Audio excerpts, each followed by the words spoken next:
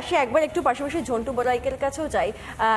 দেখুন, আপনি অধ্যাপক মানুষ, তবে আমার একটা জিনিস, আমরা সাধারণ মানুষ যেটুকুনি বুঝি, আমরা প্রত্যেক বাজেটে দেখেছি যে কর্পোরেট করে একটা ছাড় দেওয়া হয় যাতে আগামীতে সুবিধা হয়, প্রচুর এমপ্লয়মেন্ট আসে, কর্মসংস্থান যাতে বাড়ে, বা যারা কাজ করছেন তাদের যাতে অন্তত আমাদের বাজারে যে দ্রব্যমূল্যটা চলছে তার সঙ্গে তাল মিলিয়ে তারা চলতে পারেন। এটা যেমন একটা ঠিক কথা, এটা একটা বাস্তব কথা, ঠিক তার পাশাপাশি মধ্যবিত্তের জন্য যদি কর ছাড়ের জায়গাটা একটু বেশি থাকে তাহলেও কিন্তু তারা দেশের জিডিপিকে এগিয়ে যেতে সাহায্য করবে। এইবারের বাজেট থেকে আমরা সেরকম কিছু এক্সপেক্ট করি কিনা, বা আপনিও একই জিনিস এক্সপেক্ট করেন কিনা, এটা একটু বলুন। তারপর আমরা সুপর্ণবাবুর কাছে এই সম্ভাবনা রয়েছে কিনা সেটা একটু জিজ্ঞাসা করব। আমি মধ্যবিত্ত, ভারতবর্ষের অর্থনীতির চালিকা শক্তি হচ্ছে মধ্যবিত্ত এবং উচ্চ মধ্যবিত্তের দেওয়া প্রদেয় ট্যাক্স। ভারতবর্ষের চালিকা শক্তি, খুব বড় কোটিপতিদের ট্যাক্সে ভারতের চালিকা শক্তি হয়, এটা নিতান্তই কোনো অর্থনীতিবিদই মানেন না। কিন্তু সমস্যাটা যেটা হচ্ছে, এটা সরকারি পলিসি বলো, ভারতবর্ষের অর্থনীতির ভুল রোগটা ধরে এগোনোর এক দশক ধরে যে অপচেষ্টা, তাতে এই মধ্যবিত্ত শ্রেণীটা কিন্তু অবলুপ্তির দিকে। আমি কেন বলছি তোমাকে, তুমি কস্ট স্ট্রাকচারের কথা বললে, এটা একটা রিফর্ম পার্ট। এই যে মধ্যবিত্তকে রিলিফ দেওয়ার একটা বড় অংশ এই কস্ট স্ট্রাকচার, যেই কস্ট স্ট্রাকচারে আমরা সবাই জানি ভারতবর্ষে ডিরেক্ট ট্যাক্স মাত্র 12% ওঠে, আর ইনডিরেক্ট ট্যাক্স 88%। এই যে জটিলতাটা, এই জটিলতাটাকে অবসান করতে না পারলে, মনে রাখবে জিএসটি আসার পরে যেমন ট্যাক্সটা উঠছে কেন্দ্র এবং রাজ্যে, কিন্তু জটিলতাগুলোও কিন্তু ক্রিয়েট করেছে। এবং এই যে ইনডিরেক্ট ট্যাক্স, যেটা একটা বড় অংশের খুব সাধারণ মানুষ, একদম গরিব মানুষগুলো দেয়, ঘুর পথে দেয় সরকারকে, এদের মধ্যে যদি জটিলতাটাকে তৈরি না, অ্যাবলিশ না করা যায় না, আমি তোমায় পরিষ্কার বলছি, এখানে দেখবে তুমি দোকানে গেলে পরে বলবে আপনাকে পাকা রসিদ নেবেন ম্যাডাম, না কাঁচা রসিদ নেবেন, কাঁচা রসিদ দিলে আপনাকে এইটা ছাড় দেবো। এই যে একটা বেইমানির জায়গাটা ঢুকে গেল, ব্ল্যাক ইকোনমিটা ঢুকছে, অনেকটাই কমে গিয়েছে এখন জিএসটি আসার পরে, সেটা অনেকটা কমেছে। কিন্তু আমি বলছি যে এই যে রিলিফ আসবো, একদম আপনি রিলিফের কথা বলছেন, অত্যন্ত গুরুত্বপূর্ণ, আবারও এই বিষয় নিয়েই কথা বলবো। কিন্তু তার আগে আমি একবার অধ্যাপক আজিজুল বিশ্বাসের সঙ্গে কথা বলবো। আপনার কাছ থেকে দুটো বিষয় জানতে চাইবো। এবারে আমরা যেটা চাইছি, সামগ্রিকভাবে দেশ জুড়ে যেটা চাওয়া হচ্ছে, যে একদিকে মূল্যবৃদ্ধি হ্রাস করা হোক, অন্যদিকে কর্মসংস্থান তৈরি করা হোক। এইটা তো তখনই সম্ভব যখন মূল্যবৃদ্ধি হ্রাস করার জন্য মানুষের কাছে ক্রয় ক্ষমতা বাড়ানো হবে, আরো বেশি তার কাছে টাকা থাকবে। এবং আরেকটা হচ্ছে, যখন যদি আমরা কর্মসংস্থানের কথা বলি, তাহলে স্কিল লেবার দরকার আরো বেশি, তাহলে আরো বেশি করে শিল্প বা বেসরকারি ক্ষেত্রে শিল্পে বিনিয়োগ দরকার। তো এটা আদতে কিভাবে সম্ভব? কারণ অলরেডি আমরা দেখতে পাচ্ছি গোটা বিশ্বে ক্রয় ক্ষমতা মানুষের কমেছে এবং আন্তর্জাতিক বাজারে জিনিসের চাহিদা কমে গিয়েছে। সেই জায়গা থেকে তো এটা একটা বড় চ্যালেঞ্জ। সত্যি কথা বলতে কি, এই মুহূর্তে গোটা বিশ্বে আমরা ভারতকে যদি দেখি, তাহলে দেখব যে বিপুল সম্ভাবনার দেশ হচ্ছে ভারতবর্ষ। এই বিপুল সম্ভাবনার দেশ কেন বলবো? কারণ এই মুহূর্তে পৃথিবীর মধ্যে যে কয়েকটি দেশ একদম আইডিয়াল ডেমোগ্রাফিক ডিভিডেন্টের পর্যায়ে রয়েছে, যেটা 2041 সালে পিক করবে। এই যে 2047-এর যে কথাটা বলা হচ্ছে না, লক্ষ্যমাত্রা, তার পিছনে এই যে স্বাধীনতার 100 বছর পূর্তি শুধু নয়, ইন্ডিয়ার এই যে বিপুল সম্ভাবনা, অর্থাৎ আমাদের দেশের 52% মানুষের বয়স হচ্ছে 30-এর নিচে এই মুহূর্তে। এই যে বিপুল কর্মক্ষম, মানে 15 থেকে 29-এর মধ্যে 37 কোটি মানুষ, তাদের কর্মসংস্থানের জায়গাটাকে নিশ্চিত করা। বাজেট মানেই কটা জিনিসের দাম বাড়লো, কটা জিনিসের দাম কমলো, কর ছাড় কতটা দেওয়া গেলো, সেটা তো নয়। সরকার এমনভাবে নীতি নির্ধারণ করবে যে নীতি নির্ধারণের উপর ভিত্তি করে আমাদের যে জনসম্পদ, সেইটাকে কাজে লাগিয়ে আমাদের অর্থনীতিকে কতটা সাবলীল করা যায়, কত সমৃদ্ধশালী করা যায়, সেই জায়গায় কেন্দ্র সরকার যে ভাবনাগুলো ভাবছে, এটা তো ঘটনা। আমি যদি বলি, কিছু ব্যর্থতার দিক অবশ্যই রয়েছে। যেমন আমি বলি, 2024-এ কেন্দ্র সরকারের হিসেব 12 লক্ষ অগ্নিপথ, এই যে অগ্নিবীর প্রকল্পের পদের জন্য 52 লক্ষ তারা করছে আর কি, আবেদন করেছে। এই যে, এবং এটা অস্থায়ী চাকরি, এবং ইন্ডিয়ান ইকোনমি শুধু নয়, ওয়ার্ল্ড ইকোনমির ক্ষেত্রে এই সময় সবচেয়ে বড় বিষয় যেটা হচ্ছে যে গিগ ইকোনমি, যেখানে ডিজিটাল নোম্যাডস অর্থাৎ আমরা ডিজিটাল যাযাবর তৈরি করছি, যাদের কাজের ক্ষেত্রে একটা সুরক্ষার প্রশ্ন রয়েছে, অর্থাৎ সামাজিক সুরক্ষা দিতে পারছি না।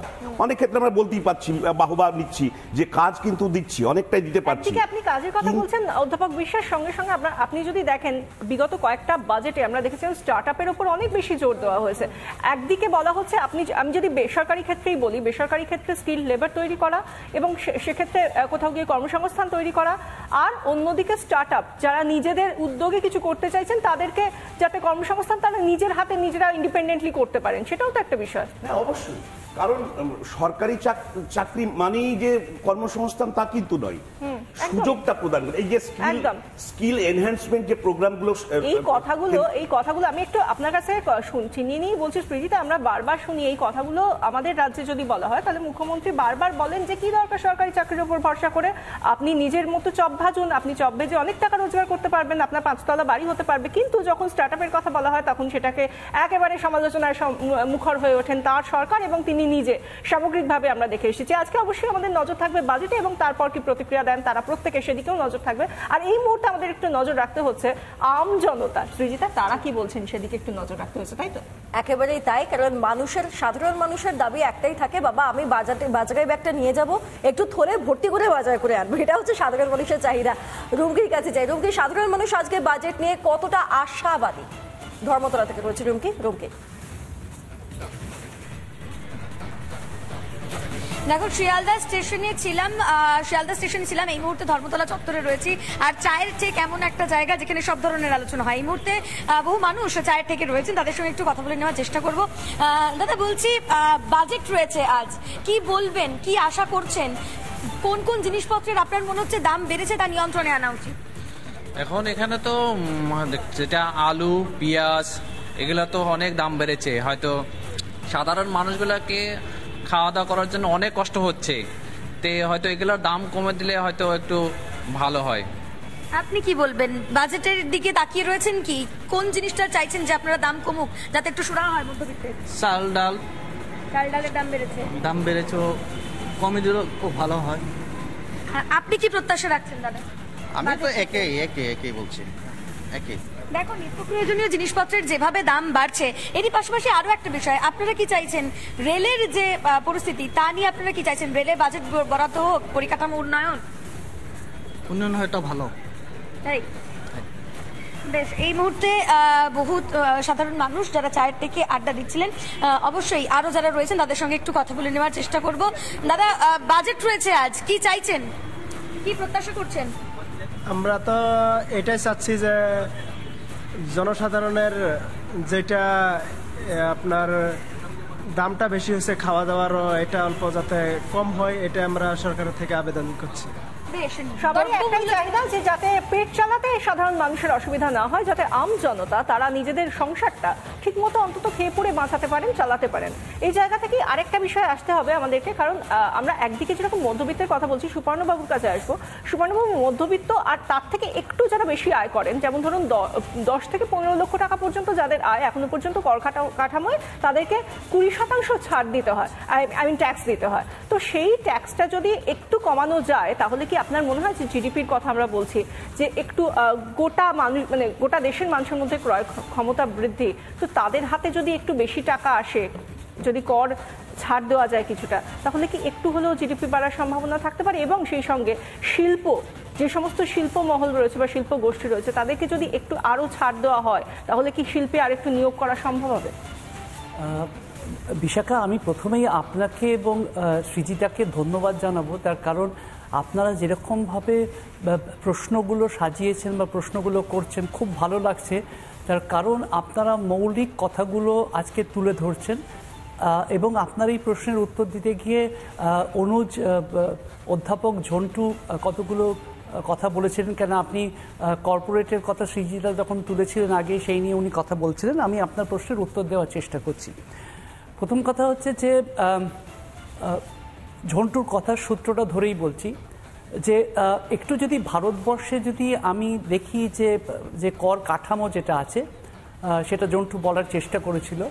একটা হচ্ছে প্রত্যক্ষ কর, মানে ডাইরেক্ট ট্যাক্স, মানে প্রফেসর বিশ্বাস বা প্রফেসর বড়াইক বা আপনারা দুজন, আপনারা যখন যেখানে কাজ করছেন আপনাদের কিন্তু কর ফাঁকি দেওয়ার কোনো সুযোগ নেই। তার কারণ হচ্ছে আপনারা মাইনের সঙ্গে সঙ্গেই কিন্তু আপনার টাকাটা আপনার এমপ্লয়ার ট্যাক্স ডিডাক্টেড সোর্স করে নেয়, টিডিএস তারা কেটে নেন। সুতরাং আপনাদের পক্ষে কিন্তু কোনো রকমভাবে কর ফাঁকি দেওয়ার কোনো সুযোগ নেই বা আপনাদের কোনো প্রবৃত্তিও আছে সেই রকম।